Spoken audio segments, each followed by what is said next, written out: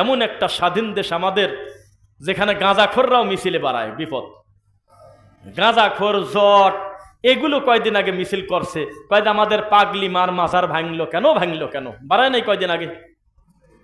3-4টা টুপিওয়ালা, মুখ ভর্তি দাড়ি, গায়ে ভালো পোশাক, সর্বনিম্ন আমার বাপের বয়সী, এই কয়েকটা লোক গাজীপুরে চিৎকার করে কান্না করতেছে মিডিয়াতে।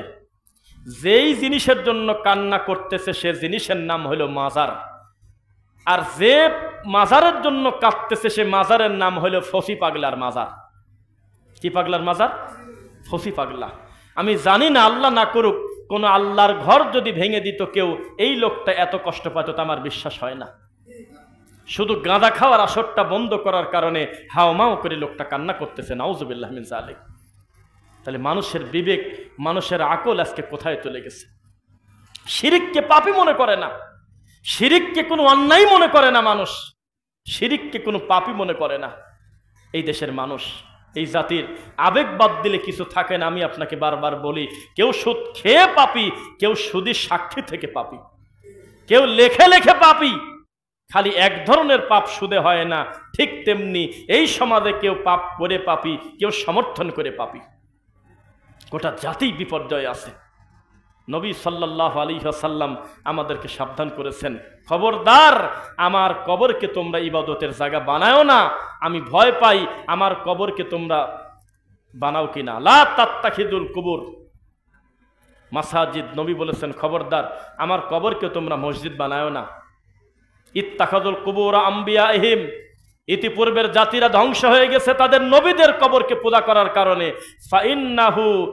ফাইন্নাহু আহলাকা মান কানা ক্বাবলাকুম, তোমাদের পূর্ববর্তী উম্মারা ধ্বংস হয়ে গেছে তাদের নবীদের কবরকে পূজা করার কারণে, হালাক হয়ে গেছে, ধ্বংস হয়ে গেছে। এবার আসেন আর একটা হাদিস বলি। মুহাম্মদ সাল্লাল্লাহু আলাইহি ওয়াসাল্লাম বলতেছেন, আইয়ুহান নাস, মনে রাখেন, আইয়ুহান নাস মানে হে মুসলিম নাকি না, হে মানুষ। ঢালাওভাবে বলতেছে, ইয়্যাকুম ওয়াল গুলু ফিদ্দিন, তোমরা দিনের ব্যাপারে বাড়াবাড়ি করো না। কি করো না?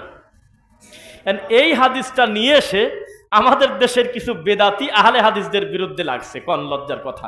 আমরা যখন সমাজের বিরুদ্ধে, কচুরিপানার বিরুদ্ধে, শিরকের বিরুদ্ধে অবস্থান নেই, তখন লোকজনের কাছে আমরা একটা ফিতনা হয়ে যাই না? বলেন, ফিতনা কিনা? সবাই মিলাদ পড়ে, কিন্তু আমি একা একা মিলাদের বিরোধিতা করলাম, তাহলে এটা কি ফিতনা না? তখন ওরা বলতেছে যে ইয়্যাকুম ওয়াল গুলু ফিদ্দিন, তোমরা দিনের ব্যাপারে বাড়াবাড়ি করো না। নাউজুবিল্লাহ। কিসের সাথে কি লাগাইছে? অথচ এই কথা বলা হয় নাই, বলা হয়েছে শিরিক করো না, কুফর করো না, কবর নিয়ে মস্কারা করো না, তোমরা এই সমস্ত পাপ করে দিনকে নিয়ে বাড়াবাড়ি করো না, দিন নিয়ে ঠাট্টা করো না। কিন্তু এরা নিয়ে আসছে এই জিনিসের কাছে। এখনো পর্যন্ত আমাদের উপর একটা বড় অপবাদ বিদাতীদের, যে আমরা নাকি ফিতনা করি সমাজে। নাউজুবিল্লাহ, আস্তাগফিরুল্লাহ, আস্তাগফিরুল্লাহ। ইয়্যাকুম ওয়াল গুলু ফিদ্দিন, নবী বললেন দিনের ব্যাপারে তোমরা বাড়াবাড়ি করো না। ফাইন্নাহু আহলাকা, তোমাদের পূর্বে ধ্বংস হয়েছে, মান কানা ক্বাবলাকুম, তোমাদের পূর্বে। ওয়াল গুলু ফিদ্দিন, দিন নিয়ে বাড়াবাড়ি করার কারণে, দিন নিয়ে বাড়াবাড়ি করার কারণে আজকে পরিস্থিতি এরকম। সবাই একটু আমার দিকে তাকাবেন, নাম বলবেন না। একটা পীর, যেই পীরের আকীদা বিচারের মাঠে তাদের বাপ দাদা পার করে দেবে, নাউজুবিল্লাহ মিন যালিক। যেই পীরের আকীদা একেবারে হিন্দুদের আকীদার থেকে খারাপ, এবং সেই আকীদার উপরে তারা এখনো প্রতিষ্ঠিত, নাউজুবিল্লাহ বলেন, সেই পীর আর এক আলেম ওলামার একটা সংগঠনকে ডেকে বলতেছে, তোমরা তোমাদের আকীদা ঠিক করো। মানে আমি এই দৃশ্য দেখে লজ্জায় মরি, আল্লাহ এ পাগল বলে কি? তখন আমাকে এই ভিডিও দেখায় আমার এক ছাত্র বলতেছে যে এই পীর বলতেছে জামাত ইসলামকে যে তোমরা আকীদা ঠিক করে আসো।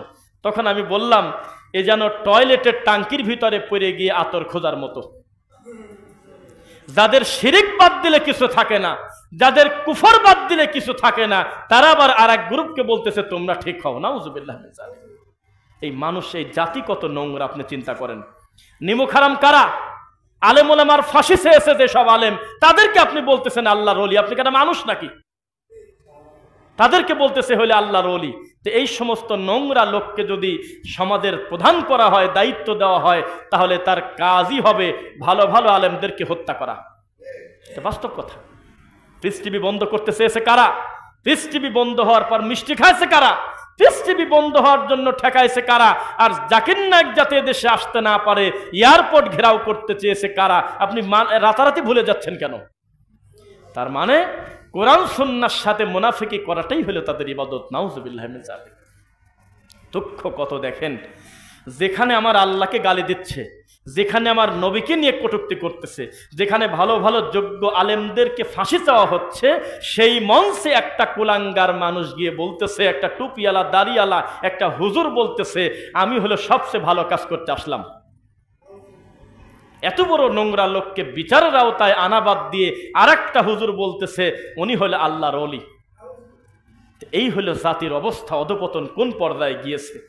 আমরা যখন এই ব্যাপারগুলো ক্লিয়ার করে জাতিকে বলি, ভাই আকীদা সংশোধন করেন, শিরিক ছাড়েন, বেদাত ছাড়েন, তখন আপনাদের কাছে কথাগুলো হালকা মনে হয়। মনে হয় যে মানুষ রকেটে চলে যাচ্ছে আর হুজুররা পড়ে আছে বেদাত নিয়ে। আপনি বোঝেন নাই ধর্ম কাকে বলে। মানুষের আকীদা যদি বিশুদ্ধ না হয়, তার আল্লাহ সম্পর্কে যদি বিশুদ্ধ ধারণা না থাকে, তখন মানুষ আল্লাহকে চিনতে পারবে না। বোঝা কি যাচ্ছে? ধর্ম নিয়ে ঠাট্টা করার সবচেয়ে নিরাপদ জায়গা হলো বাংলাদেশ, যেখানে মানুষ আল্লাহকে নিয়ে কটূক্তি করে, রাসূলকে নিয়ে ব্যঙ্গ করে, রাষ্ট্রীয়ভাবেও করে, ধর্মীয়ভাবেও করে। রাষ্ট্রীয়ভাবে করে মানে, আরে আমরা দুই চোখ দিয়ে দেখছি, আমার রাসূলকে গালি দেওয়ার কারণে তার শাস্তি নবী বলেছে হত্যা। কি বলছে? মৃত্যুদণ্ড। কি বলছে বলেন? মৃত্যুদণ্ড। নবীকে এসে বলতেছে আমার কাজের লোক গালিগালাজ করে আপনাকে, আজকে গালি দিয়েছে, আমি সহ্য করতে না পেরে পেটের মধ্যে চাকু ভরি দিয়ে মারিয়ে দিয়েছি। আমার নবী কোনো প্রতিবাদ করে নাই।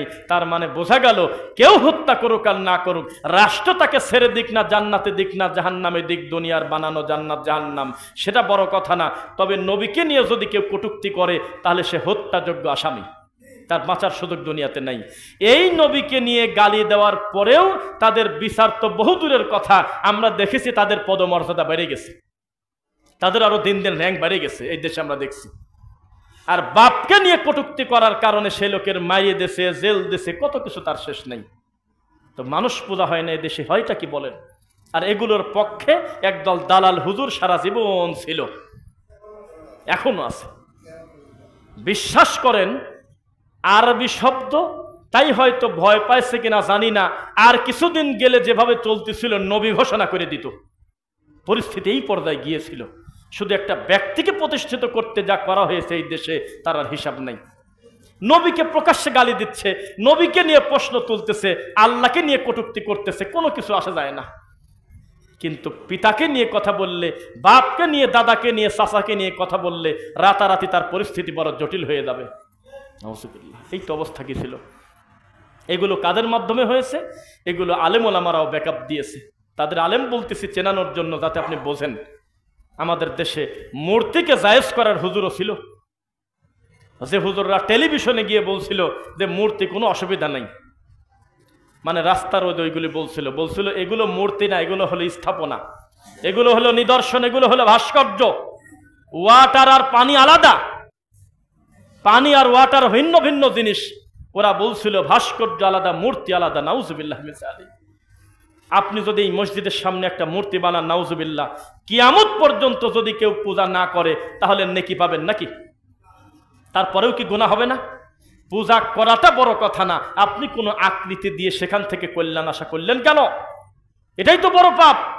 মানুষের বৈষম্য দূর করার জন্য এসেছিলেন মুহাম্মদুর রাসূলুল্লাহ সাল্লাল্লাহু আলাইহি ওয়াসাল্লাম।